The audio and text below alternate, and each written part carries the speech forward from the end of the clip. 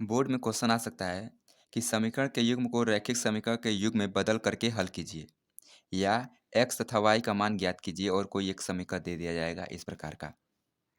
देखिए, सबसे पहले क्या करेंगे, 5/x-1 प्लस 1/y-2 बराबर 2 दिया है, ठीक है?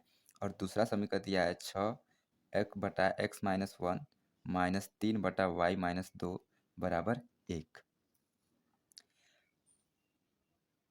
देखिए, अगर लसाअ लेके करते हैं x-1 और y-2 का, x-1 और y-2 का यदि लसाअ लेके करते हैं, तो x-1 और y-2 का गुणा करना पड़ेगा, जिससे xy का गुणा होके xy आ जाएगा, जिस कारण से समीकरण को सॉल्व करना कठिन हो जाएगा।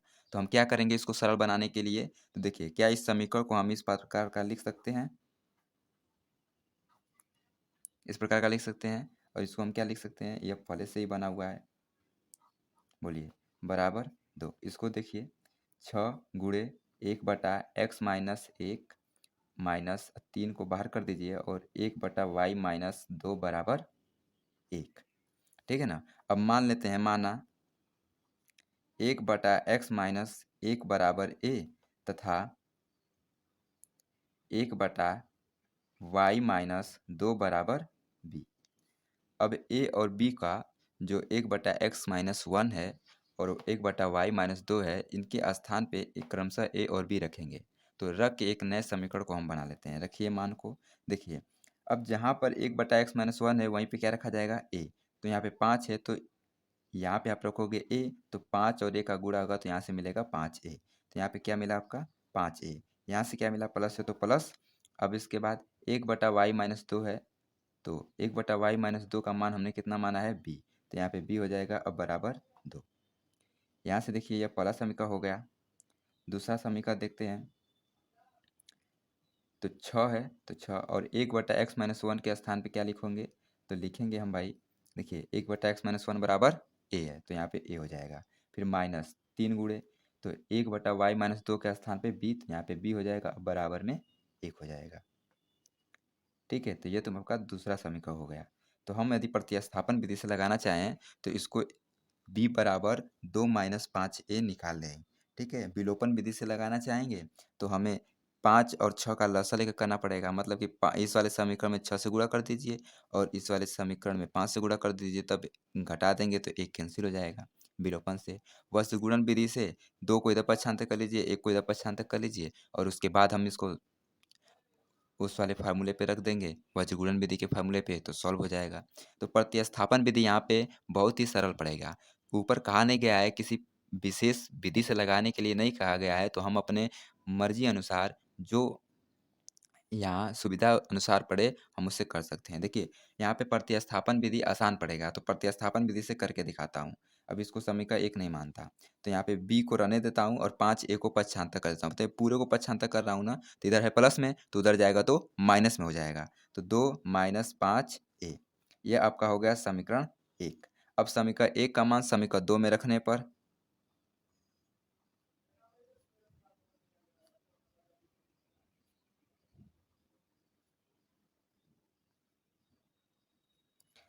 तो जहाँ पर दूसरे समीकरण में जिस स्थान पर b है, अब उस स्थान पे 2 माइनस 5a रखा जाएगा।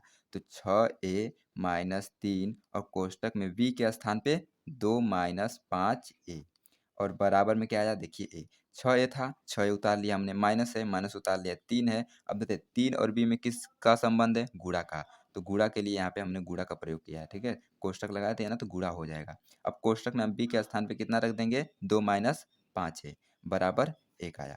अब इसको सॉल्व करते हैं। देखिए, यहाँ से 6a, इसका गुणा कीजिए, माइनस प्लस, माइनस 3 दूना को 6, माइनस और माइनस प्लस और 5 3 15a आया, ठीक है ना?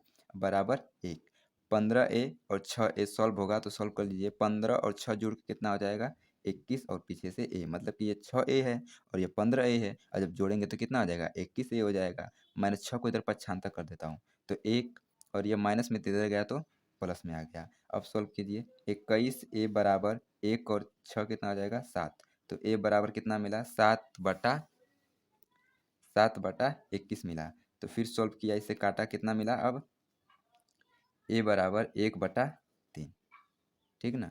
अब ए का मान समीकरण किसी में, तो देखिए अगर समीकरण फर्स्ट में या सेकंड में किसी में भी रख सकते हैं ए का मान। तो अगर आप पहले समीकरण में रखते हो तो यहाँ पे थोड़ा आपका सुविधा मिलेगा, मतलब कि थोड़ा समय की बचत होगी, कैलकुलेशन से बचेंगे आप। तो देखिए जैसे कि बी बराबर बनाया हुआ है ना, तो 2 माइनस 5 ए, तो ए के स्थान पे रख देंगे। तो देखिए आप ए का मान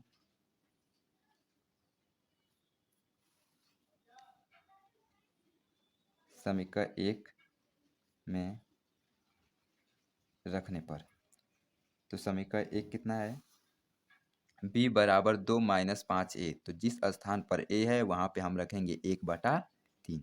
तो b बराबर 2 माइनस 5 गुणे 1/3, 5 के गुणे में a था इसलिए। तो b बराबर 2, और इसका गुणा करिए, 5 एकम में 5, देखिए इसके कुछ नहीं है ना, हर में कुछ नहीं है तो 1 ले लेंगे। अब अंश का अंश से और हर का हर से, तो 5 एकम में 5 और 3 एकम में 3। अब सॉल्व कर लीजिए, इसके नीचे भी 1 मान लीजिए, 1 और 3 का लसा ले लीजिए। तो b बराबर 1 और 3 का लसा 3, 3 में 1 से भाग करेंगे, 3 में 1 से भाग करेंगे आएगा 3, इसमें गुणा हो जाता है तो कितना आ जाएगा 6, माइनस है तो माइनस, 3 से 3 में भाग करेंगे आएगा 1, इसमें गुणा हो जाएगा तो 5 आ गया। अब सॉल्व कर दीजिए, b बराबर 6 में से 5 जाए 1, और नीचे आ गया 3 आपका आ गया, ठीक है ना। तो ये भी कितना आया, 1/3 आया, और वह भी कितना आया, 1/3। अब हम x और y का मान निकाल लेते हैं। देखिए यहाँ पे a बराबर कितना है, 1/3, और b बराबर कितना है, 1/3। एक बराबर कितना माना गया है, a बराबर माना गया है 1/x-1, और यहाँ पे 1/1/y-2 माना गया है। तो हम लिख लेते हैं यहाँ पे, तो 1/x-1 बराबर 1/3, और b के स्थान पर 1/y-2 बराबर 1/3, ठीक है ना। अब सॉल्व कर लीजिए, देखिए इसका इधर गुणा कीजिए, जिसे कहते हैं क्रॉस मल्टीप्लिकेशन या तिर्यक का गुणा। तो 3 से इसका गुणा हो जाएगा और इसका इससे गुणा, इस प्रकार का। तो 3 से 1 में गुणा 3, x-1 का 1 से गुणा, तो x-1। अब इसको इधर पक्षांतर कर दीजिए, तो x को इधर रहने दिया, बराबर रहने दिया, -1 को इधर पक्षांतर किया, तो 3 प्लस 1 हो गया। अब x बराबर कितना मिला, 4 मिल गया।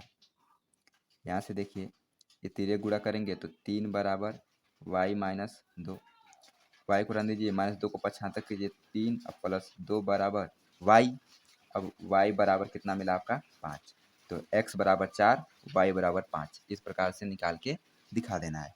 तो ये इस पे आपका फुल एकदम 5 नंबर मिलेगा, ठीक है ना। धन्यवाद।